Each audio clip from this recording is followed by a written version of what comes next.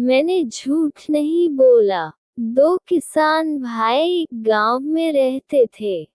बड़े भाई का नाम था राहुल और छोटे भाई का नाम था माहुल।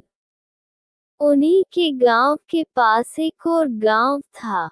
वहां के जमींदार की एक सुंदर बेटी थी माला। माहुल और माला एक दूसरे को पसंद करते थे। माहुल माला से विवाह करना चाहता था, लेकिन वह जानता था कि माला के पिता ऐसा नहीं होने देंगे। इसका कारण ये था कि माहुल बहुत गरीब था। उसके पास रहने के लिए न अच्छा घर था, न पहनने के लिए अच्छे कपड़े थे। माला ये सब जानती थी, लेकिन फिर भी माहुल से विवाह करना चाहती थी। राहुल भी अपने छोटे भाई की सहायता करना चाहता था। दोस्तों, अगर आपको हमारी कहानी पसंद आ रही हो तो कृपया करके हमारी वीडियो को लाइक करें, चैनल को सब्सक्राइब करें और कमेंट में ज़रूर बताओ कि आपको किस तरह की कहानियाँ सुनना पसंद है। धन्यवाद दोस्तों। बहुत सोचने पर उसे एक उपाय समझ में आया। उसने माहुल को कुछ कपड़े पहनने को दिए।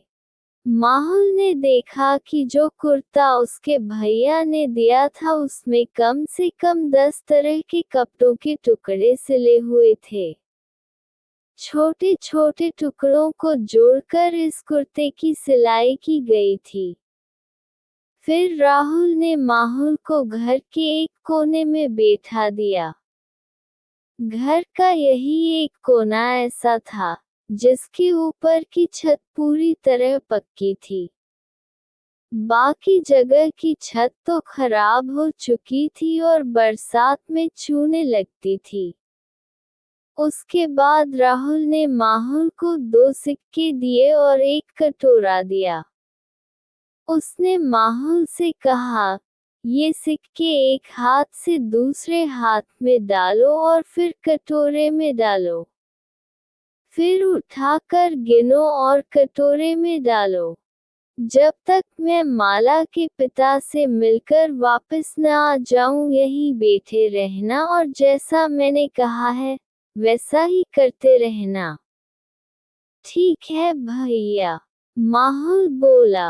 राहुल माला के पिता के पास पहुंचा और उनसे कहा, मैं अपने भाई माहुल के साथ आपकी बेटी माला के विवाह के बारे में बात करना चाहता हूँ।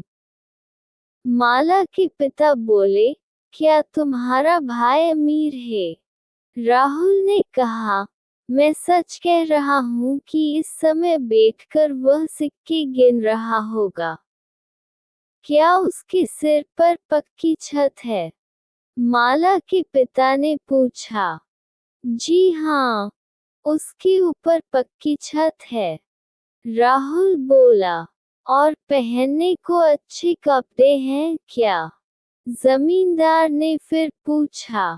तब राहुल बोला, मैं बस इतना ही कह सकता हूँ कि उसके पास पहनने के लिए मुझसे ज्यादा तरह के कपड़े हैं। जमींदार को विश्वास हो गया कि माहुल अमीर है। उसके पास रहने को अच्छा घर भी है और पहनने को अच्छे कपड़े भी हैं। राहुल ने ऐसा कुछ नहीं कहा था, लेकिन उसने झूठ भी नहीं बोला था। इस तरह जमींदार ने अपनी बेटी माला का विवाह माहुल के साथ कर दिया। माहुल बहुत ही समझदार और गुणी था।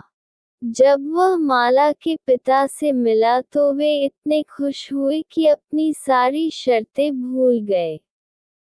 माला और माहुल का विवाह धूमधाम से हुआ। राहुल ने हंसते हुए जमींदार से कहा, मैंने झूठ नहीं बोला था।